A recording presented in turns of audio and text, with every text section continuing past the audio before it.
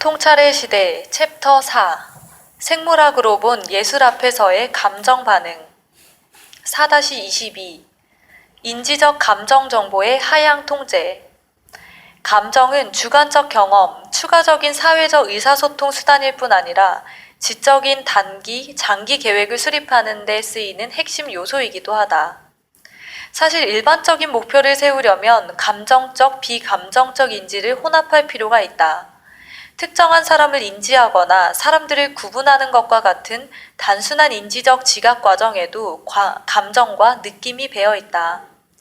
과학 철학자 퍼트리샤 처칠런드는 이것을 지각 및 인지 감정 조합, 즉 감정 과정과 지각 과정을 다 이용하는 통합된 인지 프로그램이라고 했다. 프로이트가 수긍했을 법한 개념이다. 이 조합은 여러 가치와 선택이 상호작용하는 복잡한 결정, 특히 사회적, 경제적, 도덕적 결정을 내릴 때 뚜렷이 드러난다.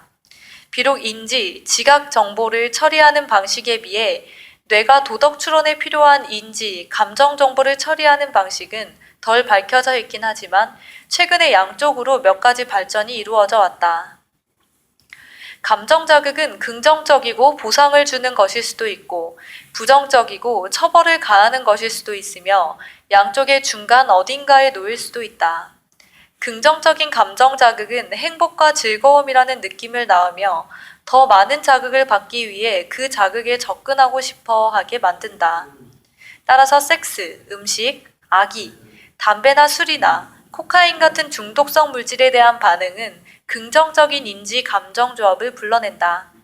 사랑하는 사람이나 동료가 화를 낼 때나 컴컴한 길에 혼자 있을 때 받는 부정적인 감정 자극은 상실감, 두려움, 잠재적이거나 실질적인 위해를 입힐 가능성을 느끼게 한다. 우리는 반사적으로 그런 상황을 피하거나 도망치려 한다. 이런 느낌들은 부정적인 인지 감정 조합을 활성화한다. 비록 편도체가 자극의 감정 내용을 평가하는 데 핵심적인 역할을 하지만 접근이든 회피든 간에 행동을 촉발하는 일을 하는 구조들 가운데 가장 중요한 것은 편도체 및 해마와 더불어 대뇌피질 아래 깊숙이 들어있는 구조인 선조체다. 선조체는 전전두엽에서 받은 정보를 이용하여 그 일을 한다. 따라서 편도체와 선조체가 감정의 수준과 분위기를 설정하는 반면 전전두엽은 보상과 처벌을 평가하고 감정이 일으키는 행동을 조직하는 뇌의 핵심 집행부다. 전전두엽은 사소한 것이든 원대한 것이든 간에 의도를 기억하고 의도를 쫓아 행동하는 능력을 담당한다. 전전두엽을 광범위하게 연구한 호아킨 푸스터는 그 영역이 지각과 경험을 조직하고 감정과 행동을 통합하기 때문에 인류 진화의 선봉에 서 있다고 주장한다. 전전두엽의 역할 중 일부는 매 순간의 지각을 과거 경험의 기억과 통합하는 일종의 단기 기억인 작업 기억을 통제함으로써 이루어진다. 작업 기억은 감정을 통제하고 복잡한 행동을 예견하고 기획하고 수행할 수 있도록 하기 때문에 합리적인 판단을 내리는 데 핵심적인 역할을 한다. 푸스터는 전전두엽을 뇌의 최고 능력 부여자라고 하면서 그것이 대안들 중에서 선택을 하고 내면의 목표에 맞추어 생각과 행동을 조율하기 때문에 창의성의 핵심적인 역할을 한다고 주장한다. 그 결과 전전두엽은 복잡한 행동을 기획하고 일관된 결정을 내리고 적절한 사회적 행동을 표출하는 데에도 핵심적인 역할을 한다. 전전두엽이 손상된 사람은 대부분의 활동은 정상적으로 수행하지만 충동적이고 비합리적인 결정을 내리며 목표 지향적 행동을 시작하는 데 어려움을 겪는다. 그들은 예기치 않은 큰 소음이나 눈부신 빛 같은 놀람 자극에 정상적인 반응을 보인다. 그것은 자율적인 반응이 손상되지 않았음을 시사한다. 하지만 그들은 그런 자극에 화를 내거나 불편해하지 않으며 그것은 그들의 뇌가 그런 자극을 통합하지 않는다는 것을 시사한다. 그 결과 그들은 감정을 느끼지 않는다. 그들의 반응은 밋밋하고 무심하다는 점이 특징이다. 감정을 경험할 수 없다는 점은 사회적으로 그리고 행동에서 심각한 결과를 낳는다. 다마지오 부부는 EVR을 대상으로 한 경험 연구를 통해서 감정이 인지의 핵심 요소이며 이성에 따라 행동하는 데에도 핵심적인 역할을 한다는 프로이트의 견해가 옳았음을 입증했다. EVR은 아주 조리 있게 추론할 수 있었지만 실제 의사결정을 내리는 데에는 심각한 장애가 있었다. 그의 뇌가 인지적 추론과 감정 표현을 연관지을 수 없었기 때문이다. 또 이 연구는 전전두엽이 편도체를 조절함으로써 인지의 하향 통제에 핵심적인 역할을 한다는 독자적인 경험 증거도 제공했다.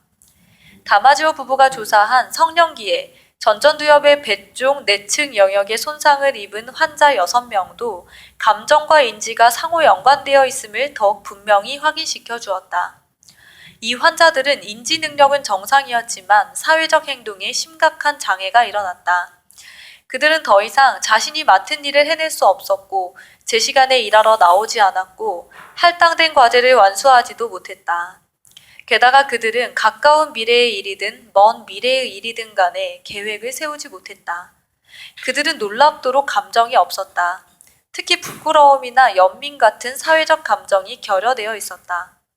이 연구 결과들에 힘입어 다마지오 부부는 어릴 때 출생 시부터 만 7세 사이 배쪽 내측 영역에 손상을 입은 사람 13명을 조사했다. 그들은 이 아이들이 정상 지능이긴 해도 학교와 가정에서 사회적 상호작용을 잘 못한다는 것을 발견했다. 자신의 행동을 잘 통제하지 못했고 친구를 사귀지 못했고 처벌에 둔감했다. 특히 이들은 도덕 추론 능력을 상실했다. 편도체와 전전두엽이 연결되어 있다는 이런 연구들 덕분에 사고와 감정이 정반대라는 전통적인 개념은 더 이상 설 자리가 없어졌다. 현재 우리는 안다. 감정과 인지가 협력한다는 것을 말이다. 그리스 철학의 창시자 중 한 명인 기원전 400년의 데모크리토스부터 올바른 도덕 판단을 내리려면 이성에 의지하고 감정을 배제해야 한다는 견해를 피력한 18세기 독일 철학자 이마누엘 칸트에 이르기까지 합리주의자들은 아마 이 결론에 놀라 자빠질 것이다. 하지만 감정이 도덕적 의사결정의 핵심에 놓인다고 주장한 프로이트는 결코 놀라지 않을 것이다. 도덕적 의사결정을 연구하는 조슈아 그린은 도덕적 딜레마가 우리의 감정이 참여하는 정도에 따라 달라지며 감정의 참여 정도가 우리의 도덕 판단에도 영향을 미친다는 것을 밝혀냈다. 그는 이 문제를 연구할 때 1978년 필리파 풋과 주디스 자비스 톰프슨이 내놓은 트롤리 문제라는 흥미로운 수수께끼에 초점을 맞췄다.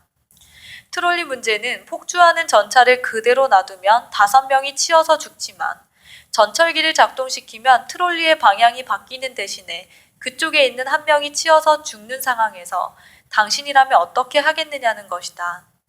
사람들은 대부분 이 도덕적 딜레마에 직면하면 5명을 구하는 것이 1명을 구하는 것보다 더 나으므로 전철기를 작동시키자고 결심할 것이다.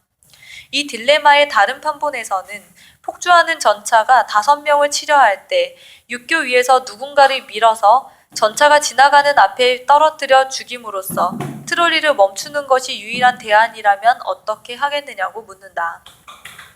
양쪽에서 행동의 결과는 같지만 집행 방식은 전혀 다르다.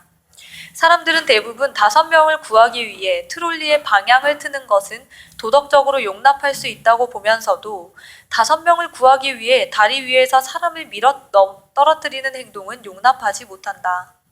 대다수 사람들에게는 사람을 떠미는 것보다 전철기를 작동시키는 것이 감정을 덜 자극하기 때문이다. 이 발견을 토대로 그린은 도덕적 의사결정의 이중 과정 이론을 제시했다. 개인의 권리보다 더 큰 선을 장려하기 위한 공리주의적 도덕 판단은 진정한 도덕 추론에 상당히 많이 기대는 더 통제되고 비감정적인 인지 과정을 통해 이루어진다. 반면에 개인의 권리와 의무를 선호하는 직관적인 도덕 판단은 감정 반응을 통해 추진되며 더 객관적인 도덕 추론보다는 자기 중심적인 도덕적 합리화를 수반하는 경향이 있다. 각 도덕적 판단 유형은 서로 다른 신경계를 이용한다. 끝.